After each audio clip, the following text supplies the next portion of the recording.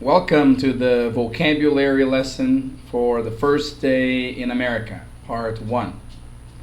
Let's start. Let's start with the title.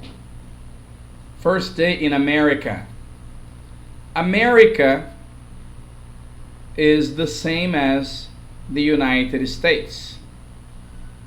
Okay? America, United States, same thing. It's very common.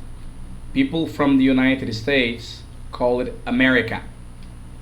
I'm from America, he's from America, so he is American. Okay? So in the first paragraph, we see it's Saturday. Saturday is one of the days of the week. Actually, it's on the weekend. Normally, the week starts with Monday, segunda, Monday, Tuesday, Wednesday, Thursday, Friday, Saturday, and Sunday. Saturday and Sunday are on the weekend. Everybody loves the weekend. Everybody loves Saturday. Okay, let's continue. And Carlos arrives in Seattle at 2 p.m. Seattle is a city. It's a major city in the state of Washington. It's very important for us Brazilians. We think that Washington is Washington, D.C., where Barack Obama works. It's not. It's not Washington, D.C. Seattle is in the state of Washington, which is a different state. It's in the Pacific Northwest of the United States. Okay? So it's very far from Washington, D.C. Okay? So Carlos arrives in Seattle at 2 p.m. 2 p.m. is the same as 2 in the afternoon. Okay? It's sunny and very hot. Sunny is describing the weather. If the sky is clear and blue, the sun is out, we say sunny. The opposite, when the sky is gray or white, lots of clouds, we say cloudy. In Seattle at 2 p.m. when Carlos arrived, it's sunny. Okay? When it's sunny, it's very nice. It's very common when we say sunny and nice. Nice and sunny. And very hot. Hot is the temperature. Okay? The opposite of cold. So, for example, in Salvador, the weather is very sunny and hot. In Porto Alegre, the weather is cloudy and cold. That's just an example. Of course, in the summer, it's sunny and very hot in Porto Alegre too. And in the next sentence, we say this weather isn't very common in this part of the United States. Weather means climate. Tempo. And it's not very common in this part of the United States. So the weather, you can say the weather is good, the weather is bad, sunny, cloudy, hot, cold. And in the same paragraph, we see he is an exchange student. An exchange student is a person who goes to another country, stays there for 6 months or 1 year, goes to school, and lives with a family, a local family. Okay, so that's an exchange student. Normally, we say exchange because the other family sends a student to the same student's country. So that's why they say exchange. Because, for example, one Brazilian student goes to America, and an American student comes to Brazil. Okay, so they're both exchange students. One student stays with an American family, and the American student stays with a Brazilian family. It's a very common program. I'm sure you know that. And the next sentence is, he's gonna stay with an American family for 1 year. He is gonna, that's future, okay? He will stay with an American family for 1 year. He's gonna, it's very, very common, okay, in spoken English to use he's gonna. It's the same as he's going to stay with an American family for 1 year. And in the second paragraph, we see Carlos is very excited. Excited means very, very happy. Okay, very excited, but a little worried. Worried means preocupado. Okay, worried. A little afraid of something. But a little worried because he doesn't speak English very well. So that's why he is worried. And let's go to the next paragraph where we see Carlos has a picture of his American family. A picture, pay attention to the pronunciation, picture is the same as a photo, a photograph. Okay? And in the next sentence, when he gets off the plane, he recognizes all the family members.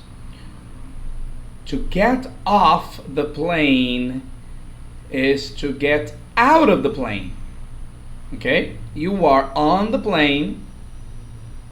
Okay? So when you leave the plane, you get off the plane. We usually use get off with airplanes and buses. Get on the plane, get on the bus, get off the plane, get off the bus.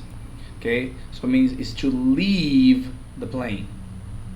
When he gets off the plane, he recognizes all the family members. Well, to recognize is to see and remember. Okay? Carlos had a picture, had a photo of the American family. So when he looked at the family members, he said, oh, they're in the picture. So he recognizes all the family members. And in the next sentence, he describes the family. Mark is the father, Jan is the mother, and the kids are Sheila and Julie. That word, kids, it's a very interesting word. Because in Portuguese, we say filhos. We can use filhos for girls or boys, but not in English. In English, we say kids. So it's not a problem if the kids are big or small, if they are adult or children. Okay, you can use kids to describe the parents, daughters, or sons. Okay? And in the next line, we see Mark says, hello, Carlos. I'm Mark. It's great to meet you. It's great to meet you is a very common sentence. It's a very common phrase when we meet a person for the first time. Okay? You can say, it's great to meet you, or it's nice to meet you, glad to meet you. They're all the same. So it's nice to meet you and it's great to meet you is the same thing. Okay? It's great to meet you. And in the second, the next line, Carlos says, oh, it's nice to meet you too. Okay? So it's nice to meet you. And in the other line, it says, Carlos says, hello, Jan. And he hugs Jan. To hug is to put your arms around the person. Abraçar. Okay, and he hugs Jan. Okay, it's very common in Brazil. People, you meet people and you hug them.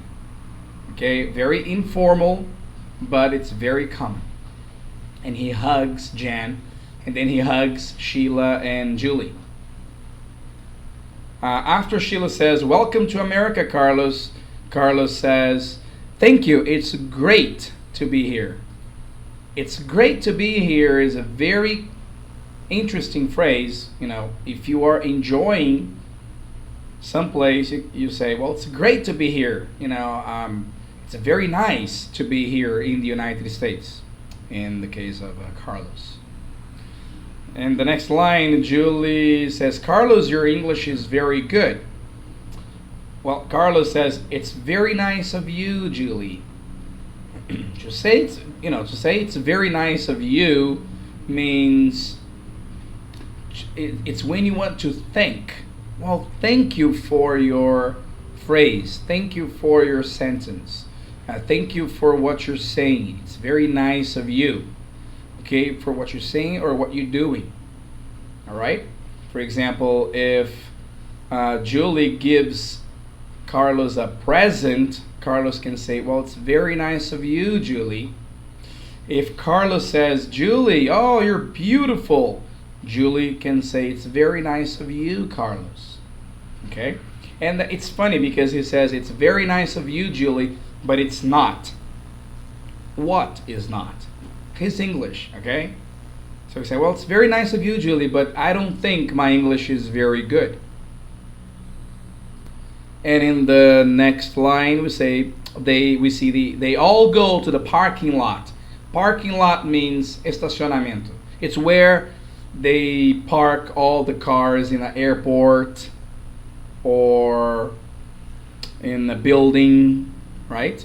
And they get in the car and go home. Get in the car is the same as get on the bus. Get in the car is to enter the car. It's a phrase, okay? Get in the car, get in the house, okay? Get in the room, get in the classroom. So it's a very common phrase too. Get in the car. And they go home. Well, that's it for the vocabulary lesson. Listen again, okay? Listen to this lesson again and try to listen to this vocabulary lesson without reading the text. Sem ler, okay? Try listening to this lesson without the PDF file, without the paper. All right? Well, thank you very much, and I'll see you next lesson. Bye-bye.